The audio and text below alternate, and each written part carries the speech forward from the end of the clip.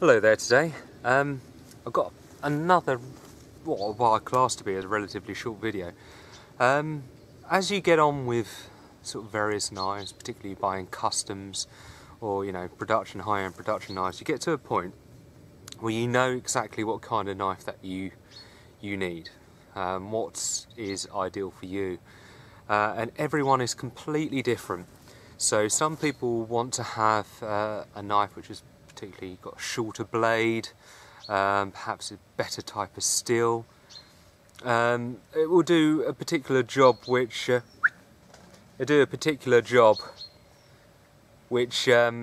the other knives which you come across just don't have or can't do. So I thought today I will show you a knife that I've made, and I've made quite a few knives, but this one I think has perhaps been the hardest. But at the same time most rewarding, and it fulfills what I actually want in a knife. So I'll just quickly go through it all, explain the trials and tribulations of it. So here is a knife that I've recently made. Now I haven't got a name for it, I'm not that kind of person, but it is an incredible blade. So modified Scandi grind. So it's like a convex Scandi. It is 20 centimeters long.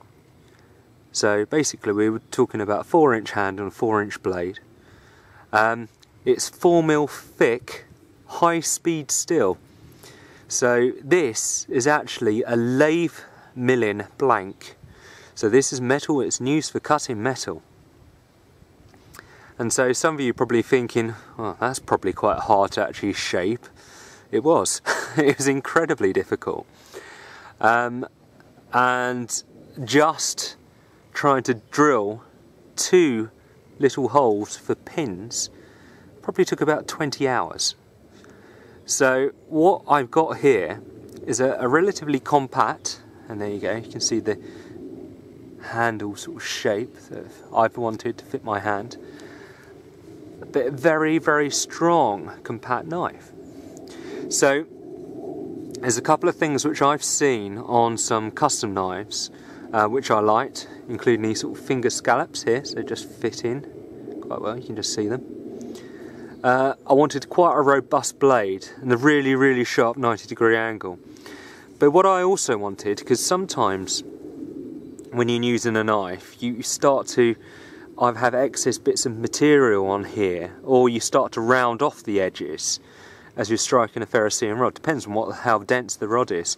So I wanted a dedicated area at the pommel just for striking fire steel, and also for making shavings.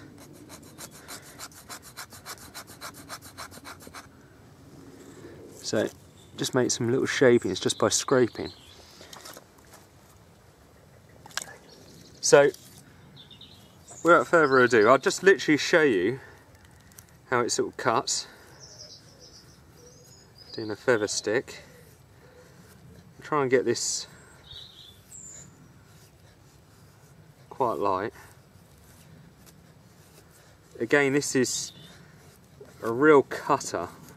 It's incredible. I haven't actually sort of resharpened the edge. I've just stropped it since I've put the final edge on. And yeah, it just strop it back to sharp again. I actually dread the day that this completely goes blunt. I think I would probably have tears to try and resharpen it again. But for those of you who are thinking about doing the same thing, getting a very high-end piece of steel and using material loss and making a knife, there's a couple of things that you really need. And one of them, apart from a very, very patient wife and family members, is to have a good quality angle grinder. You cannot actually cut this material. It's all about abrasiveness. So there you go, there's the curls. You actually remove material when you're making a knife like this through slowly abrasively removing it.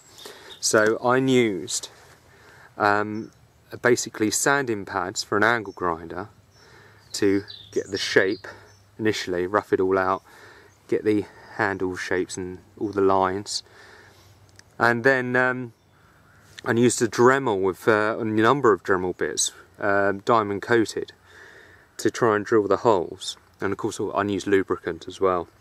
I tried to not actually get this hot, the main thing because it's a high speed still, so with some material when you get it hot, what happens is that you start to lose the heat treat, it's the hardness, it gets annealed.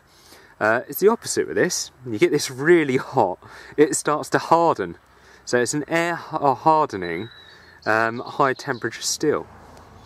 So it just becomes more and more brittle. So I didn't want it to become brittle, I didn't want it to be harder to work with. So there was a very fine balance between me cooling it down for completely opposite reasons, instead of you would find with other knives. I've got an oak handle on there, and I think what we'll do, the main reason why I made it, and one of the reasons I made it, not just the edge retention, is to be able to strike a ferrocerium rod, so I'll show you how that works. But when you've got one of these kind of knives, what you need is a linisher. And you can save yourself a lot of basically emotional moments for having a very good linisher with a 60 and 80 grit belt on. And you'll probably go for about 3 linisher belts on this. I went through probably 6 abrasive pads, and we're talking about P36 abrasiveness on the angle grinder, 16 Dremel bits to drill the 2 holes, and as I say 3 linisher belts. That's a lot of time, a lot of material, a lot of effort to be removed, slowly ground away to try and get something like this. And I've taken this to various people which are involved in outdoor work, who teach outdoor crafts, and every single one of them has said they've never come across a knife quite like this which throws sparks as well as it does. So I'll show you how this works.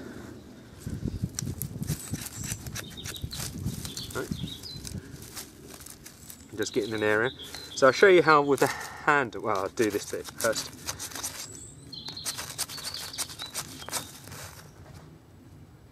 I did light. It's a little bit windy today. This chews up ferrocerium rods like nobody's business, and it takes no effort at all to light. See there?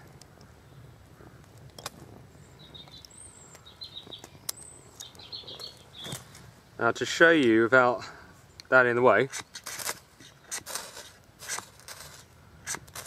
so just gently sort of striking down, you can just see the amount of sparks.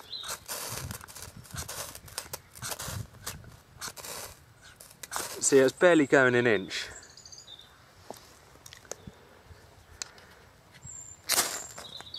Incredible. It throws sparks meters, absolute meters, and you can see the poor old ferrocerium rod absolutely chewed to pieces. But it strikes it better from the handle, from the pommel.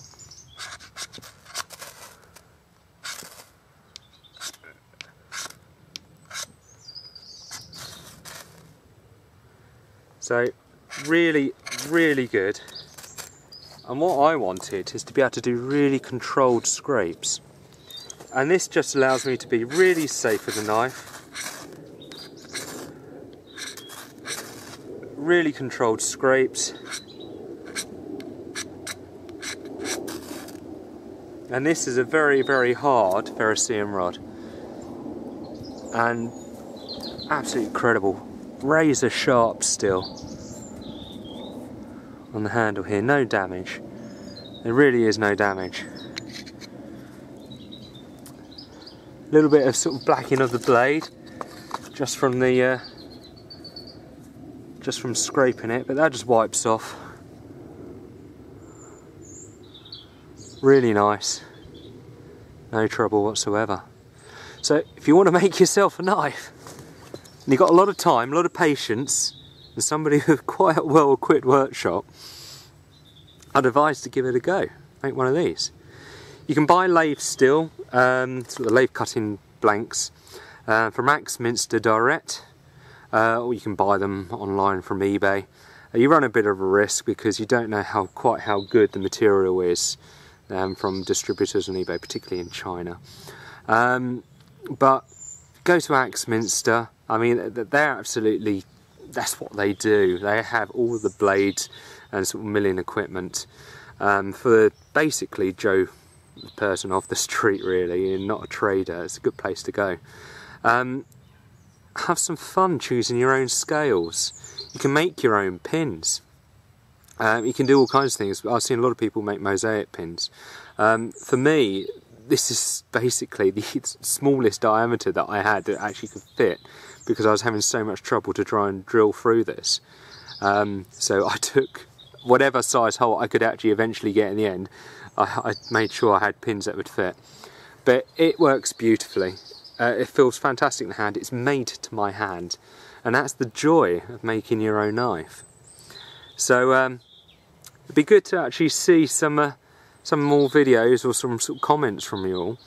You know, perhaps you've got some knife ideas that you'd like to try out, or you just want a little bit of guidance, because I've been there, I've done that. I'm not necessarily commercially trained. I'm not a metal welding fabricator, but I know what I wanted. I knew what materials I had to get, and I just tried and went for it. And this is actually probably the 4th knife that I've made. Well, actually no, it's probably about the 6th, actually thinking about it, because I made 2 folders as well.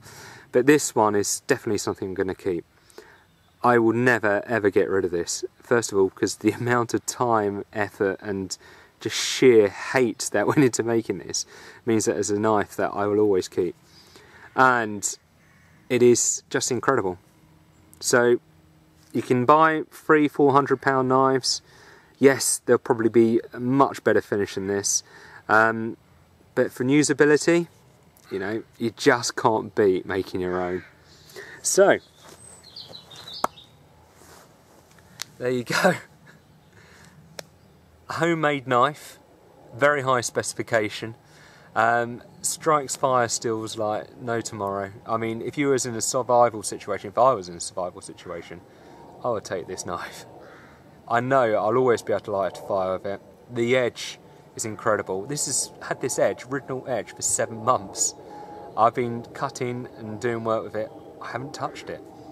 I mean, I haven't actually stropped it for 4 months. So it just gives you an idea how good the edge you can get. And for those of you which do actually want to see, it is shaving sharp. All those... I'm running out of hair. So there you go, shaving sharp. And I barely felt it. There you go. So give it a go, try it, and I promise you that you'll enjoy the experience eventually. Anyway, bye.